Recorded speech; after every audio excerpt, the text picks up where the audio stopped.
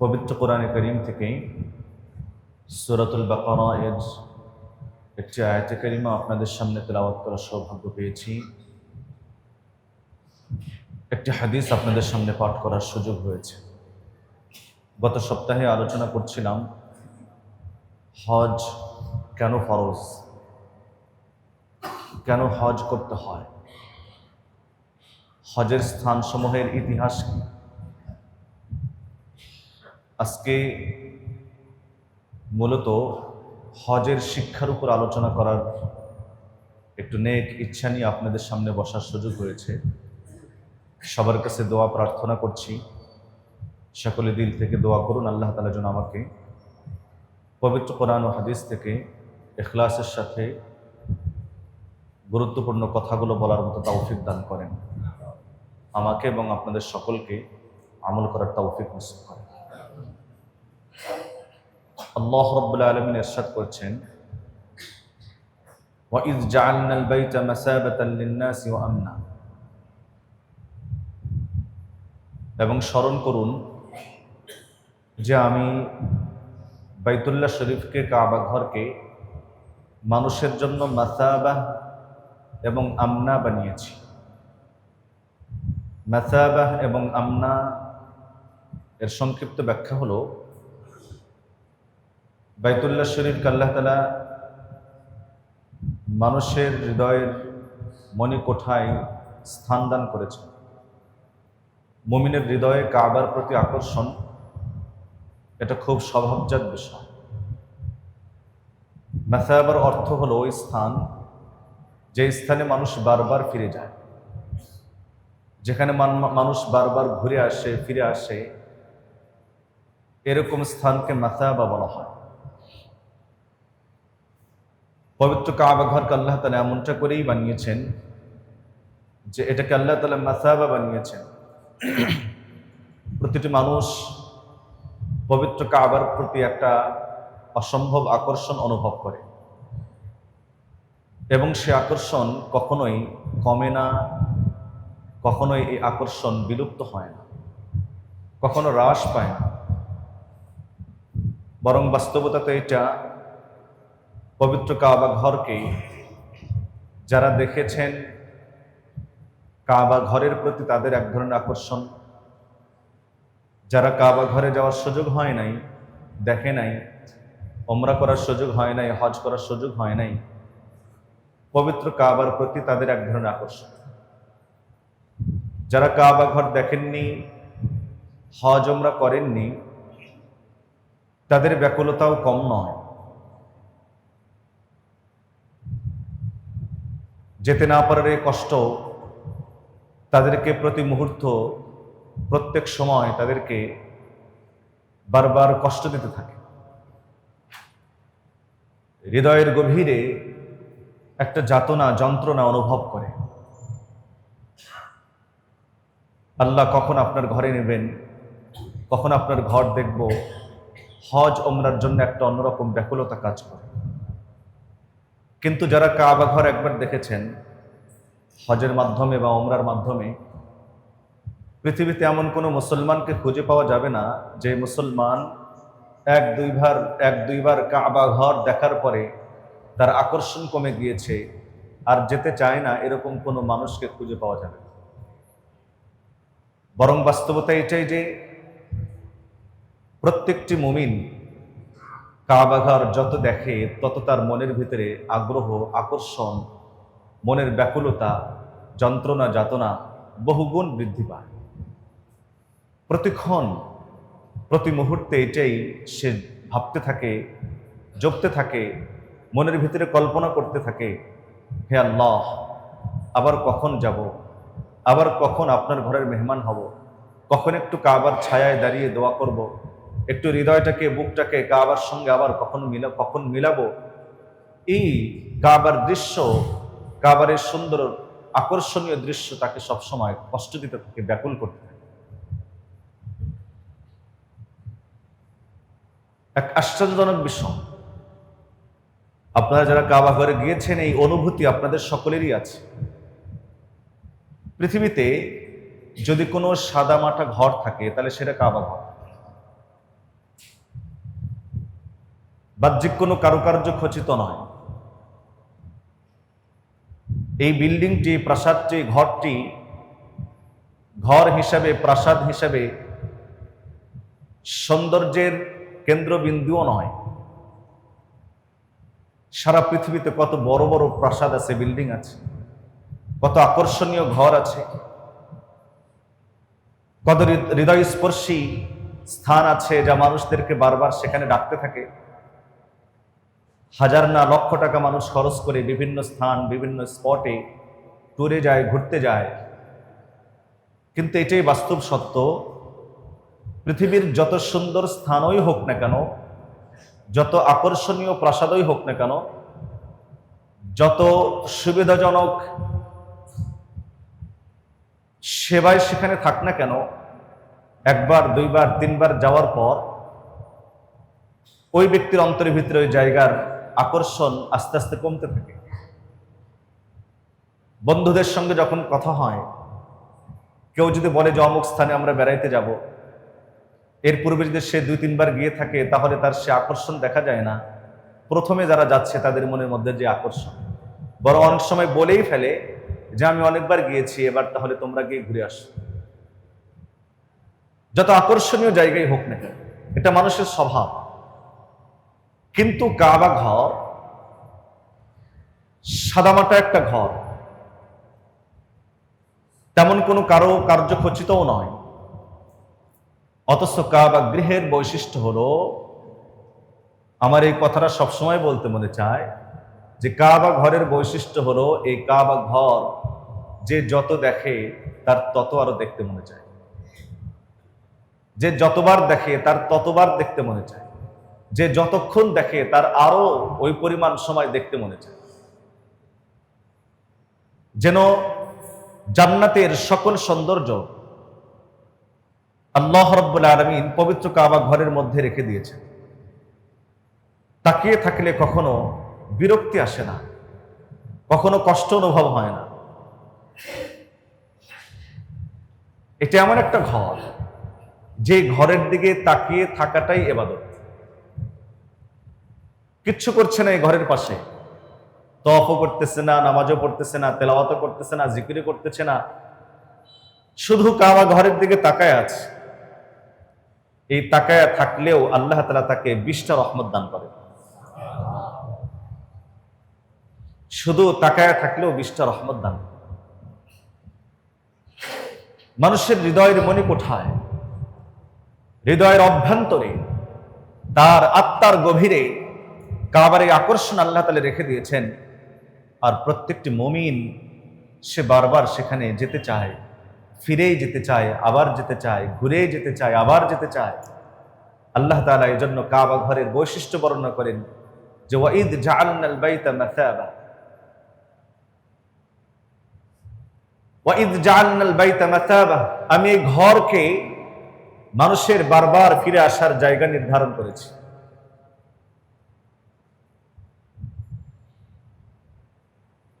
আমার প্রাণ প্রিয় মুসল্লিন ইকরাম, আমরা দূরে অবস্থান করার কারণে কাবার চত্বরে সবসময় উপস্থিত হওয়ার এই সুযোগ, এই সৌভাগ্য আমাদের হয় না। কিন্তু মানুষ যেন বঞ্চিত না হয়, এই জন্য আল্লাহ রাব্বুল আলামিন সারা পৃথিবীতেই পবিত্র কাবা ঘরের একটা নমুনা আল্লাহ তাআলা রেখে দিয়েছে। বরং ইব্রাহিম আলাইহিস সালামের কাবা গৃহ নির্মাণ করার যে অবশিষ্ট পাথর, মাটি, বালু যা কিছু ছিল, আল্লাহ তাআলার নির্দেশে ইব্রাহিম আলাইহিস সালাম সারা পৃথিবীতে ছড়িয়ে দিয়েছিলেন। আল্লাহ তাআলা সারা পৃথিবীর বিভিন্ন স্থানে সেই কাবার বেঁচে যাওয়া অংশগুলোকে আল্লাহ তাআলা বিভিন্ন জায়গায় পাঠিয়ে দিয়েছেন। সামান্য অংশটুকু যে যেখানে পেয়েছে, কিয়ামতের আগে হলেও ওখানে একটা করে মসজিদ হবে। কাবায় যে কাজ, পৃথিবীর বিভিন্ন প্রান্তে যে মসজিদগুলো আছে, মসজিদগুলোতে একই কাজ, শুধু নেই তওয়াফ নেই। কাবা গৃহে মানুষ নামাজ আদায় করে, মসজিদেও নামাজ আদায় করে। কাবা ঘরে মানুষ আল্লাহকে স্মরণ করে, মসজিদেও মানুষ আল্লাহকে স্মরণ করে। কাবা গৃহে মানুষ গুনাহ থেকে বাঁচে, মসজিদেও মানুষ গুনাহ থেকে বাঁচে। কাবা ঘরের চারপাশে মানুষ গুনাহ থেকে নিজেদেরকে পবিত্র করে, মসজিদে এসেও মানুষ গুনাহ থেকে পবিত্র করে।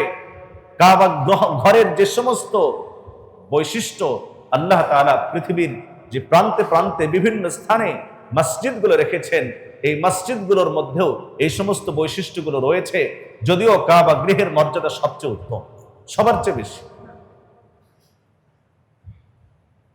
বড় বিস্ময়কর ব্যাপার হলো, কাবার প্রতি মানুষের যে আকর্ষণ, মানুষের যে দিলের মহাব্বত, মসজিদের প্রতিও ইমানদারদের সেই মহাব্বত, সে আকর্ষণ। কাবা ঘরের দিকে তাকায় থাকা যেমন ইবাদত, মসজিদগুলোর সাথে অন্তরের সম্পর্ক রাখাটাও তেমন ইবাদত। হাদিস শরীফে বর্ণিত আছে, রাসূলুল্লাহ সাল্লাল্লাহু আলাইহি ওয়াসাল্লাম ইরশাদ করেন, সাবআতুন ফি যিল্লিল্লাহ ইয়াওমা লা যিল্লা ইল্লা যিল্লুহু। আল্লাহর আরশের ছায়া ছাড়া যেদিন আর কোনো ছায়া থাকবে না, তো 7 প্রকার মানুষকে আল্লাহ তাআলা আরশ আজিমের নিচে স্বর্ণের চেয়ারে তাদেরকে আসন দান করবে। তার মধ্যে 3 নম্বর হলো ওয়াকলবুহু মুআল্লাকুম বিল মাসাজিদ। ওই ইমানদারের জন্য, যে ইমানদারের, যে মুমিনের অন্তর মসজিদের সঙ্গে ঝুলন্ত, মসজিদের সঙ্গে সম্পৃক্ত, যার দিল মসজিদের সাথে লাগানো, এই মানুষটার জন্য আল্লাহ তাআলা আরশ আজিমের নিচে স্বর্ণের সিংহাসন দান করবেন।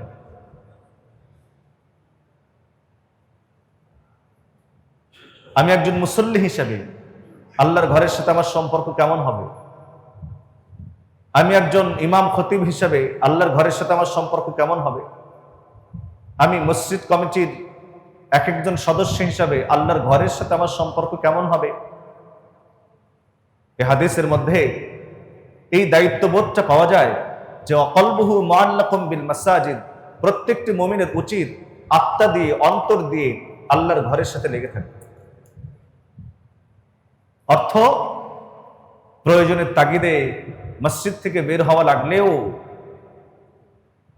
বারবার মসজিদের দিকে মনটা ছুটে যায়, কখন আজান হবে, কখন নামাজের সময় হবে, তো ফিরে ফিরে যাব, আবার যাব আল্লাহর ঘরে। এটা অন্তরের ভিতরে সবসময় লালন করে এবং এটাকে বাস্তবায়ন করে। আল্লাহ তাআলা পবিত্র কাবা ঘরকে যেমন মাসাবা বানিয়েছেন, কাবার অংশ বিশেষ স্মৃতি ধারণকারী মসজিদগুলোর মধ্যেও এই বৈশিষ্ট্য আল্লাহ তাআলা রেখে দিয়েছেন।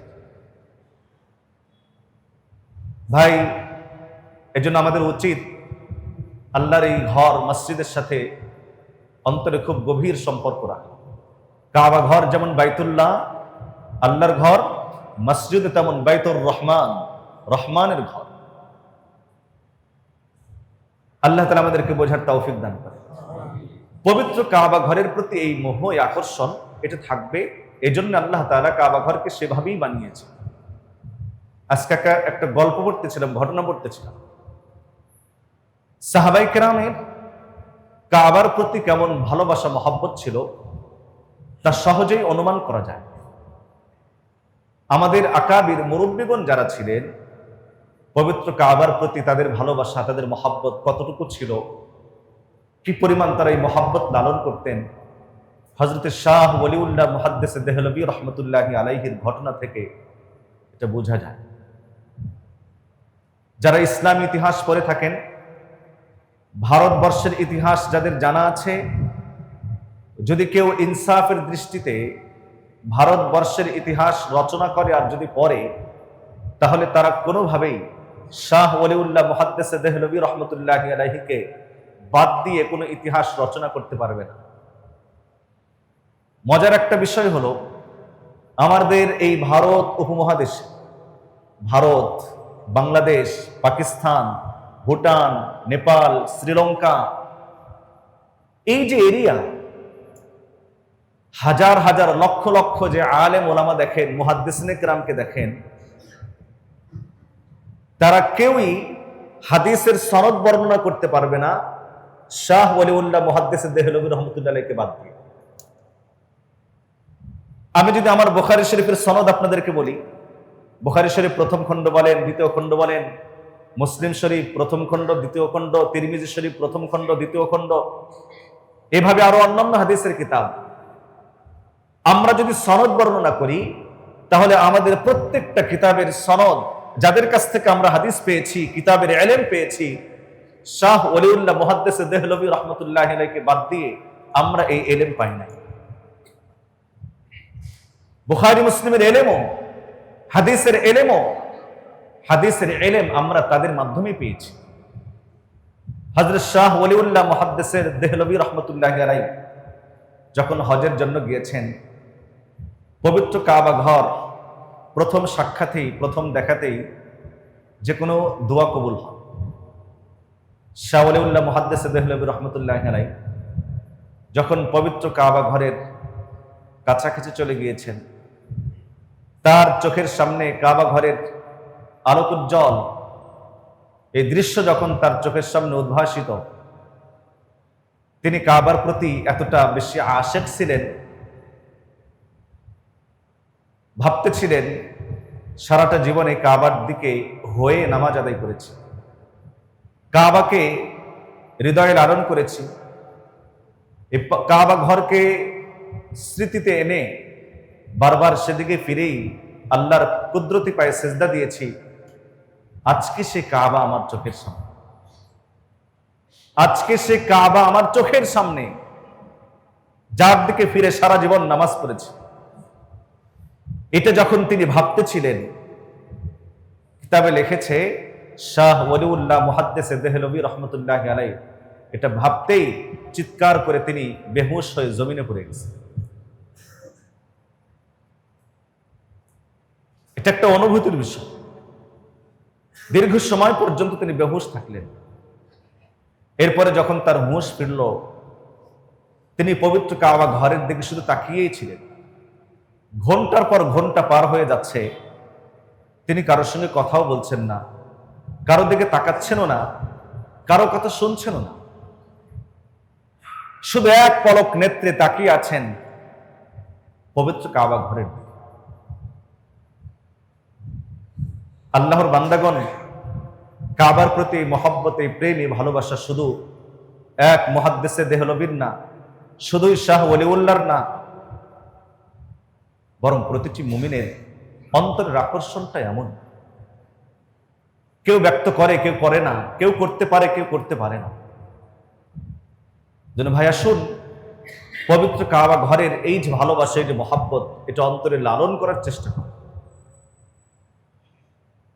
আল্লাহ রাব্বুল আলামিন কাবা গৃহকে যখন নির্মাণ করিয়েছেন, পুনর্নির্মাণ হযরত ইব্রাহিম আলাইহিস সালামকে দিয়ে, আল্লাহ তাআলা হযরত ইব্রাহিম আলাইহিস সালামকে বলেছিলেন যে আন তাহহির বাইতিয়া লিত-তাইফিন ওয়াল আকিফিন ওয়ার রুকআইস সুজুদ, যে আপনি আমার এই ঘরকে পবিত্র করুন, পবিত্র রাখুন। এখানে নামাজ আদায়কারীদের জন্য, এখানে অবস্থানকারীদের জন্য, এখানে রুকুকারীদের জন্য, সেজদাকারীদের জন্য আপনি আমার এই ঘরকে পবিত্র রাখুন। কি থেকে পবিত্র রাখুন? ইব্রাহিম আলাইহিস সালাম খুব ভালো করেই বুঝেছিলেন, আল্লাহর ঘরকে পবিত্র রাখার অর্থ শুধুমাত্র বাহ্যিকভাবে পবিত্র রাখা নয়।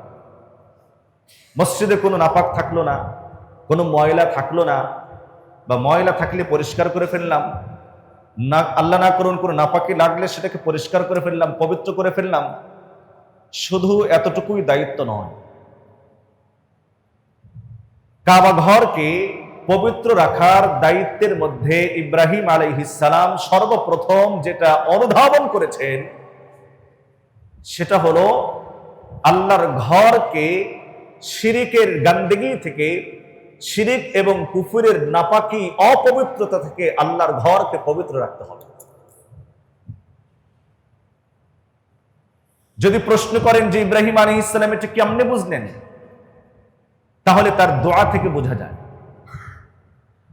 হযরত ইব্রাহিম আলাইহিস সালাম আল্লাহ রাব্বুল আলামিনের কাছে দোয়া করেছিলেন, ওয়া ইয ক্বালা ইব্রাহিমু রব্বি জাআল হাযাল বাইত রব্বি জাআল হাযাল বালাদা আমিনা, হে আল্লাহ আপনি এই শহরকে নিরাপদ নগরী বানান, ওয়াজনুবনি আপনি আমাকে দূরে রাখেন, অবানিয়া, আর আপনি আমার সন্তানদেরকে দূরে রাখেন আন না'বুদাল আসনাম, মূর্তি পূজা করা থেকে।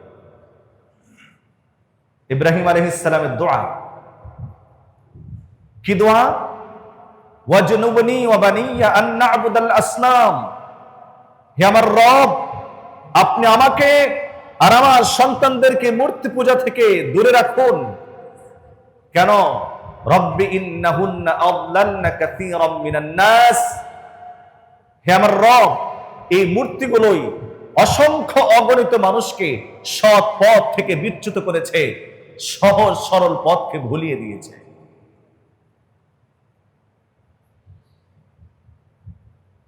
এবার আমি আপনাদের কাছে একটা সত্য তিক্ত কথা বলবো। পবিত্র কাবা ঘরকে যেমন বাহ্যিক নাপাকি থেকে, অপবিত্রতা থেকে, ময়লা আবর্জনা থেকে আল্লাহর ঘরকে যেমন পবিত্র রাখা প্রতিটি মুমিনের দায়িত্ব, ঠিক এমনি ভাবে প্রত্যেকটি ইমানদার, নামাজি, মুসল্লি, ইমাম, খতিব, দায়িত্বশীল প্রত্যেকটি ব্যক্তির দায়িত্ব হলো মসজিদগুলোকে শিরক মুক্ত, কুফর মুক্ত, বিদআত মুক্ত করে দেওয়া। যেই মসজিদে শিরকি কারবার হবে, কুফরি কারবার হবে, বেদাতি কারবার হবে, ইসলাম বহির্ভূত কার্যকলাপ হবে, আর দায়িত্বশীলরা চুপ থাকবে, মনে করব আমরা ইব্রাহিম আলাইহিস সালামের সুসন্তান হতে পারি নাই। কারণ ইব্রাহিম আলাইহিস সালাম তার দোয়ার মধ্যে বলেন, ফামান তাবিআনি ফাইন্নাহু মিন্নি, রব আমার, যারা আমার অনুসরণ করবে তারা আমারই দলভুক্ত। অমান আসানি, আর যে আমার বিরোধিতা করবে, যে আমার বিরোধিতা করবে, ফাইন্নাকা গফুরুর রহিম। ইব্রাহিম আলাইহিস সালাম মহান নবী ছিলেন, অনেক বড় দিলের মানুষ ছিলেন। ইব্রাহিম আলাইহিস সালাম এই বদদোয়া করেন নাই, হে আল্লাহ, যারা আমার নাফরমানি করবে, আমার বিরোধিতা যারা করবে, আপনি তাদেরকে শাস্তি দেন, এটা বলেন নাই। বরং কি বলেছেন? যদি কেউ আমার খেলাফ করে, আমাকে অনুসরণ না করে, তবে আপনি তো ক্ষমাশীল এবং দয়াবান। উপস্থাপন দেখছেন কোরআন শরীফের আয়াতে কারিমা এটা, আমান আসানি ফাইন্নাকা গফুরুর রহিম, যদি কেউ আমার খেলাফ করে, আমাকে অনুসরণ না করে, তাহলে আপনি তো পরম ক্ষমাশীল এবং দয়াশীল। তার মানে ইব্রাহিম আলাইহিস সালাম কেন যেন আল্লাহ রাব্বুল আলামিনের কাছে এই কথাটাই দাবি করলেন, হে আল্লাহ, আপনি তাদেরকে ক্ষমা করে দেন এবং আমাকে অনুসরণ করার তৌফিক দান করেন। ইব্রাহিম আলাইহিস সালামের দোয়ার সারমর্ম কেন যেন এরকম। কারণ নবীদের দোয়া এরকমই হয়ে থাকে। ইন্না ইব্রাহিম আলা হালিমুন আওয়াহুম মুনীব, ইব্রাহিম আলাইহিস সালাম নরম অন্তরের মানুষ ছিলেন। হযরত ঈসা আলাইহিস সালাম আল্লাহ তাআলার কাছে দোয়া করেছেন, ইন তুআযিবহুম ফাইন্নাহুম ইবাদুক, হে আল্লাহ, আপনি যদি আপনার বান্দাদেরকে শাস্তি দেন তা আপনি দিতে পারেন, কারণ এগুলো সব আপনার বান্দা। ওয়া ইন তাগফির লাহুম, আর আপনি যদি তাদেরকে ক্ষমা করে দেন, ফাইন্নাকা আনতাল আজিজুল হাকীম, আপনি পরাক্রমশালী, প্রজ্ঞাবান, আপনি ক্ষমা করলে কেউ আপনাকে বাধা দেওয়ার নাই। যেন হযরত ঈসা আলাইহিস সালাম আল্লাহ তাআলার কাছে তার উম্মতের জন্য ক্ষমা প্রার্থনা করলেন। নবী আলাইহিস সালাতু সালাম যখন এই দুটি আয়াতে কারিমা তেলাওয়াত করেন, আল্লাহ রাসূল সাল্লাল্লাহু আলাইহি ওয়াসাল্লাম আমাদের জন্য কি করেছেন? কিতাবে এসেছে। নবী আলাইহিস সালাতু সালাম তেলাওয়াত বন্ধ করলেন। খুব ভালো করে বুঝবেন, নবীজি তেলাওয়াত বন্ধ করলেন, দুটো হাত উপরের দিকে প্রসারিত করলেন, আর আল্লাহ রাব্বুল আলামিনের সামনে নত জানু হয়ে বসলেন। বসে রবকে ডেকে বলতেছেন, হে আল্লাহ, আপনি আমার উম্মতকে মাফ করে দেন, আপনি আমার উম্মতকে মাফ করে দেন, আপনি আমার উম্মতকে মাফ করে দেন। নবীজি কান্না করতেছেন। ইব্রাহিম আলাইহিস সালাম সরাসরি আল্লাহ তাআলার সামনে হয়তো এই কথাটা বলেন না যে আপনি আমার উম্মতকে মাফ করে দেন। এই আয়াতে কারিমায় হযরত ঈসা আলাইহিস সালামও এই আয়াতে কারিমায় সরাসরি তার উম্মতের মাফ হয়তো চান নাই, কিন্তু প্রকারান্তরে চেয়েছেন। আর আমাদের নবী আমাদের জন্য আল্লাহ রাব্বুল আলামিনের কাছে সরাসরি ক্ষমা চাইলেন। কান্না করছেন, অঝরে কান্না করছেন, চোখ দিয়ে পানি পড়ছে, তো গাল বেয়ে, দাড়ি বেয়ে পানিগুলো নিচে টপকায় পড়ছে। আল্লাহ তাআলা জিবরিল আলাইহিস সালামকে প্রেরণ করলেন, নবীজির সামনে দুইটা সুযোগ দিলেন। বলেন আপনি যদি চান তাহলে বিনা হিসাবে আপনার উম্মতের অর্ধেক উম্মতকে আমি জান্নাতে দিয়ে দিব, বাকিদেরকে জাহান্নামে দিয়ে দেব। আর যদি আপনি চান তাহলে আমি আপনাকে সুপারিশ করার অধিকার দেব, আপনি সুপারিশ করে আপনার উম্মতকে জান্নাতের দিকে নিয়ে যাবেন। আল্লাহর রাসূল সাল্লাল্লাহু আলাইহি ওয়াসাল্লাম প্রথম সুযোগটি গ্রহণ করেননি যে অর্ধেক উম্মতকে জান্নাতে নেবেন, বাকিদেরকে জাহান্নামের জন্য ফয়সালা করা হবে, কোনো হিসাব নিকাশ হিসাব কিতাব করা হবে না। পয়গম্বর এটা গ্রহণ করেন নাই, বরং আল্লাহর পয়গম্বর সাল্লাল্লাহু আলাইহি ওয়াসাল্লাম দ্বিতীয় অপশনটি গ্রহণ করে বলেন, আল্লাহ আমি আমার উম্মতের শাফাআত আর সুপারিশের অধিকারটা গ্রহণ করতে চাই।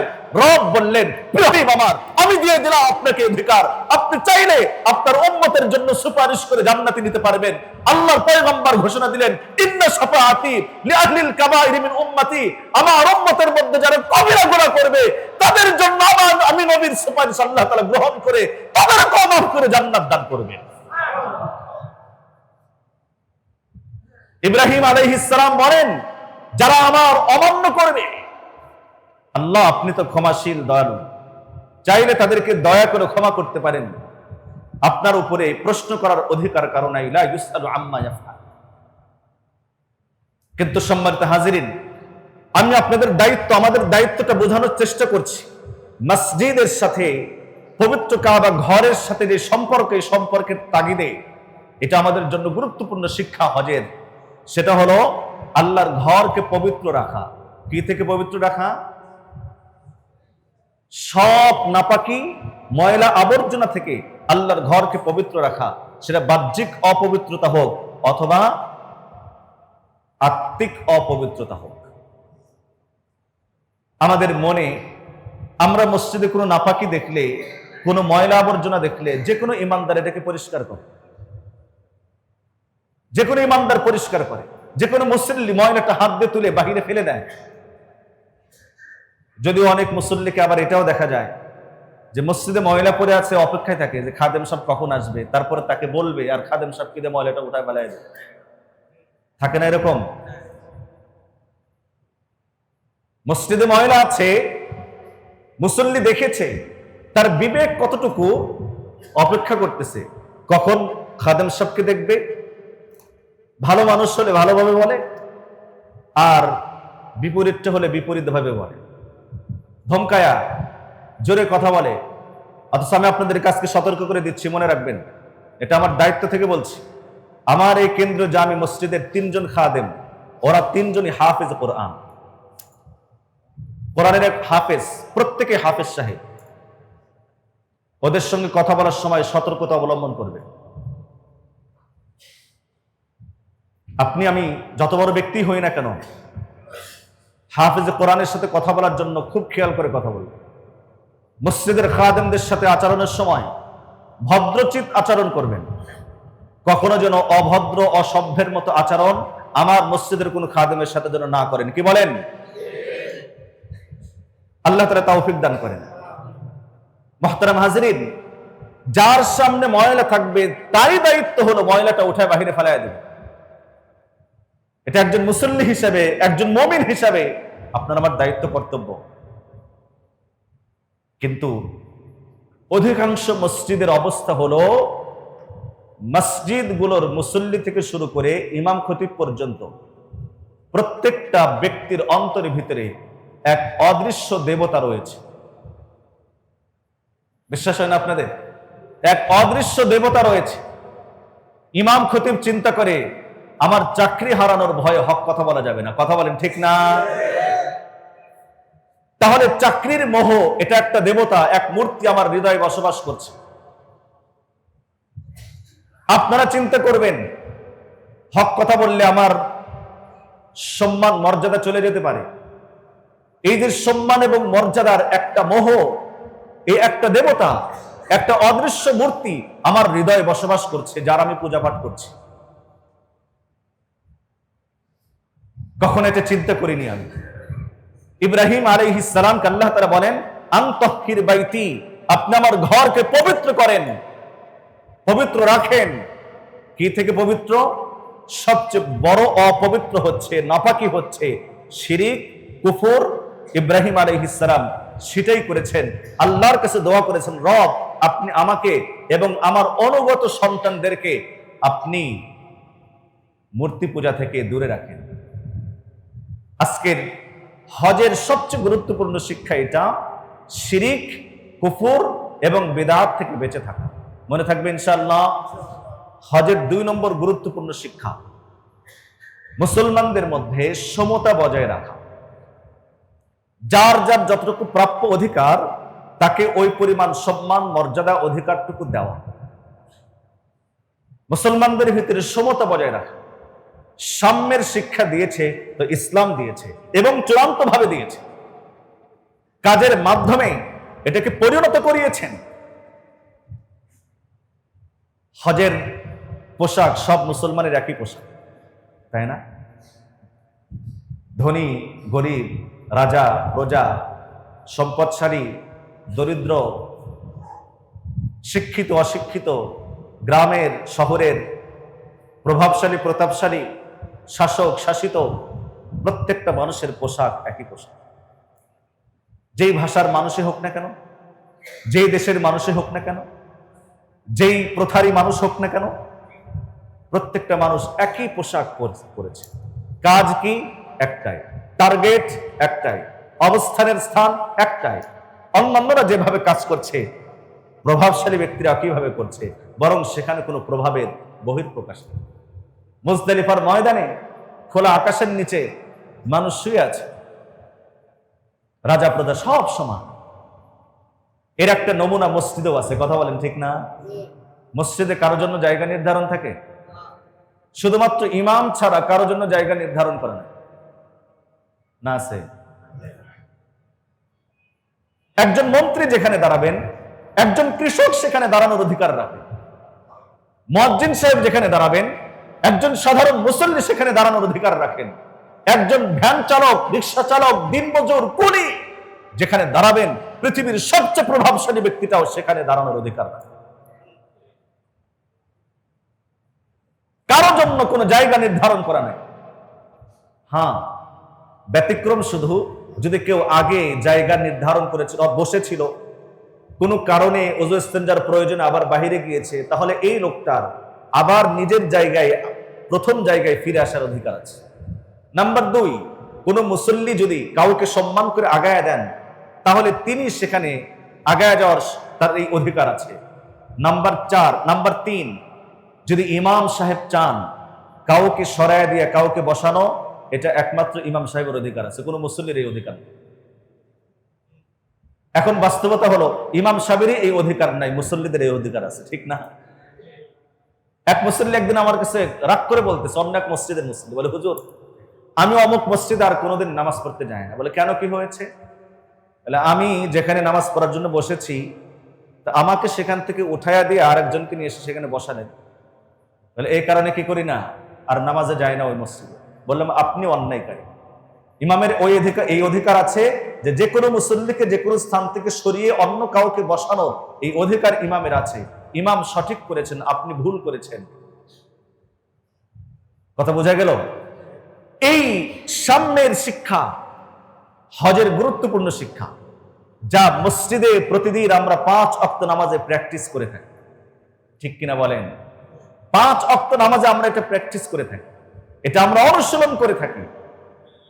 কিন্তু প্রশ্ন আপনাদের বিবেকের কাছে, এই অনুশীলন বাস্তবিক অর্থে আমাদের জীবনে, কার্যক্ষেত্রে কতটুকু বাস্তবায়িত হচ্ছে, আমরা হৃদয়ে কতটুকু লালন করি এবং এটা কতটুকু আমরা আমলে পরিণত করি, এটা হলো দেখার বিষয়।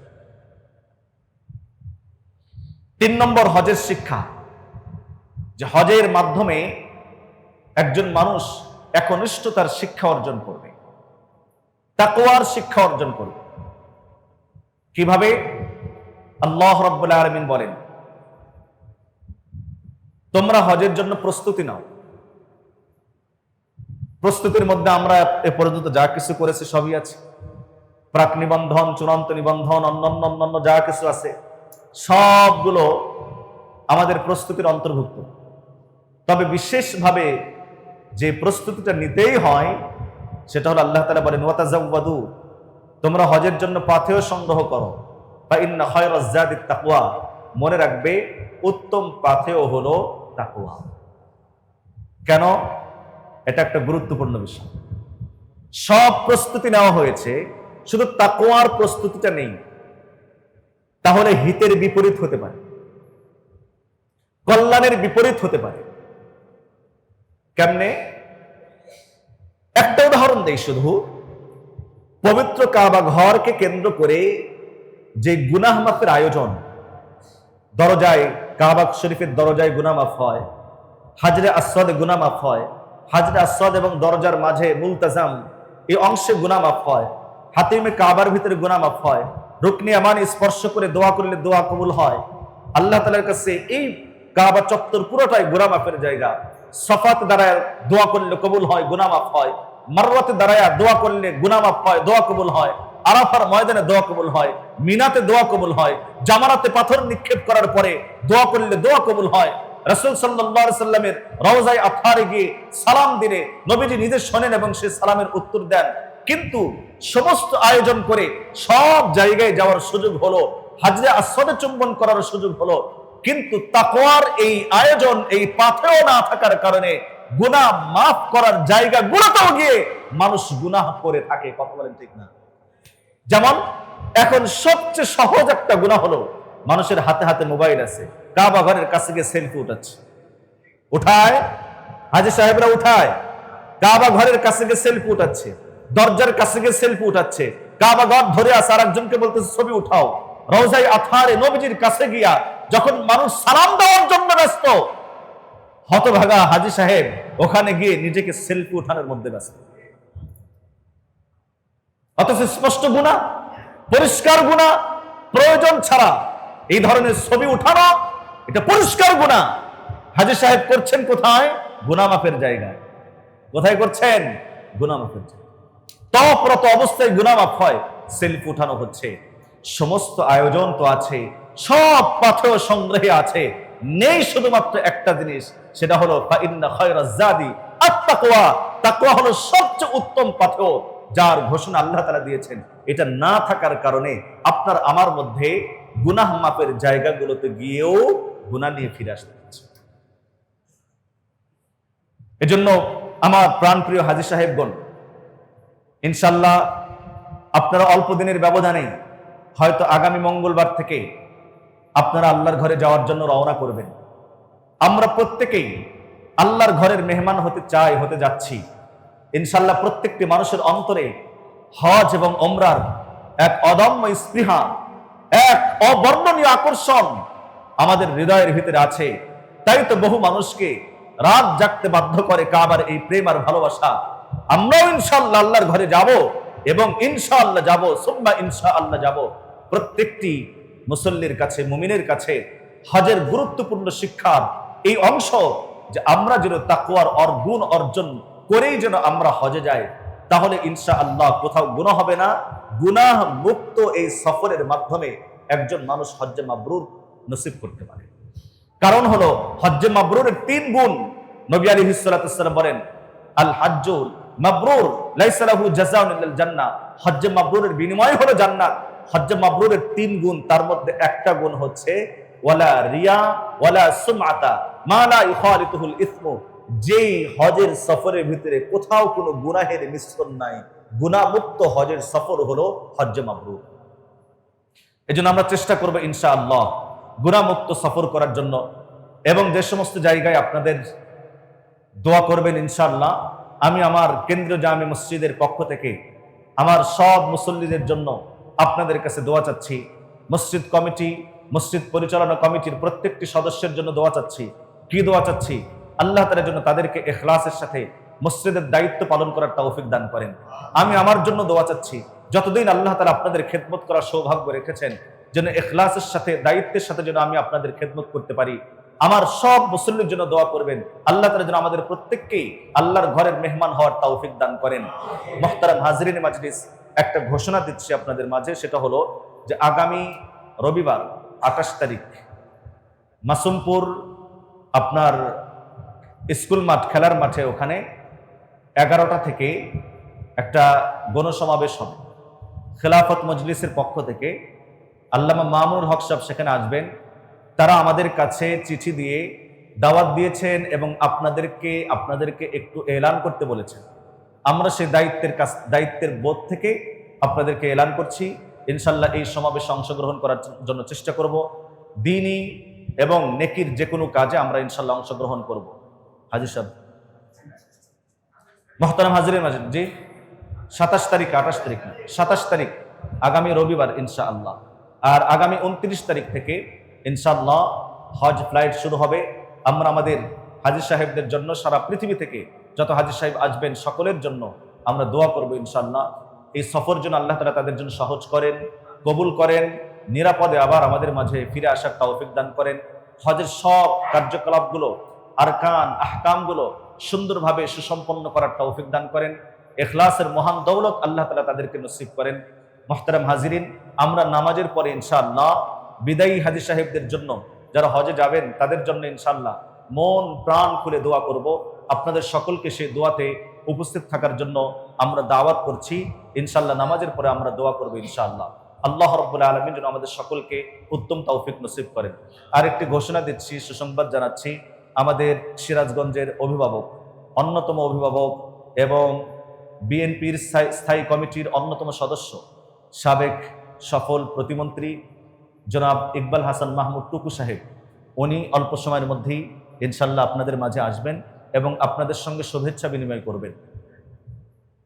তার পূর্বে আমি আমার কথাটাকে একটা কথা শুধু বলে দিচ্ছি, সেটা হলো আমাদের প্রত্যেকটা মানুষের অন্তরেই, আমি এতক্ষণ বললাম কাবার প্রতি মহব্বত, আকর্ষণ আছে না? এই আকর্ষণটাকে বাস্তবে রূপ দেওয়ার জন্য অনেকগুলো আমল করা যায়। প্রতিদিন 2 রাকাত করে তাহাজ্জুদের নামাজ পড়লেন অথবা যে কোনো নফল নামাজ পড়লেন, এর মাধ্যমে যেমন প্রস্তুতি নেওয়া যায়, ঠিক এমনিভাবে প্রতিদিন কিছু দান সাদাকার মাধ্যমে, হোক সেটা 2 টাকা, হোক সেটা 5 টাকা, হোক সেটা 100 টাকা, প্রতিদিন কিছু কিছু দান সাদাকার মাধ্যমে আল্লাহর ঘরে যাওয়ার জন্য নিজেকে উপযুক্ত করা যায়। কে বলেন ইনশাআল্লাহ? আমার অভিজ্ঞতা রয়েছে যে আমি এর পূর্বে যে মসজিদে জুমার নামাজ পড়াতাম এনায়েতপুরে, আলহামদুলিল্লাহ সেখানে হাজার হাজার মুসল্লি হতো। ওই সময় আমি কোন এক বয়ানের ভিতরে তাদেরকে বলেছিলাম যে আপনারা কাবা ঘরের মেহমান হওয়ার জন্য এই নিয়তে আজকে আপনারা দান করুন। 5 টাকা হোক, 500 হোক, 5000 হোক, 100 হোক, যাই হোক না কেন, যে যতটুকু পারবেন, কাবার অচিরেই যেন কাবার মেহমান হতে পারি এই নিয়তে দান করবেন। আলহামদুলিল্লাহ অনেক মানুষ শুধুমাত্র আমার এই কথাকে বিশ্বাস করে তারা দান করেছিলেন। আমি 2 মাস পরে শীতের সিজনে যখন মাহফিল করতে গিয়েছি তাদের এলাকায়, 2 জন হাজী সাহেব আমার সামনে এসে বলেন, হুজুর আগামী 5 দিন পরে আমাদের ফ্লাইট, আমরা ওমরায় যাচ্ছি ইনশাআল্লাহ। তখন উনি ওই ঘটনা শোনালেন যে আপনার এই বয়ানে আমি 100 টাকা দান করেছিলাম, আল্লাহ তাআলা যেন আমাকে কাবা ঘরে তাড়াতাড়ি যাওয়ার তৌফিক দান করেন। বলেন হতে পারে যে আল্লাহ তাআলা সেই উসিলায় আমাকে কবুল করেছেন। এজন্য আজকেও আপনাদেরকে এটা বলছি যে আপনারাও এই নেক নিয়তে ইনশাআল্লাহ আপনারা সকলেই দান করবেন, যার যতটুকু শক্তি সামর্থ্য। অনেক সময় আমাদের মানসিকতা থাকে দান করে মনে হয় মসজিদকে উপকার করি, না, নিজের প্রয়োজনে নিজের স্বার্থে আল্লাহর ঘরে যাওয়ার এই অনুপ্রেরণাকে বাস্তবে রূপ দেওয়ার জন্য আমরা ইনশাআল্লাহ চেষ্টা করব। আল্লাহ রাব্বুল আলামিন যেন আমাদের সকলকে উত্তম তৌফিক নসিব করেন।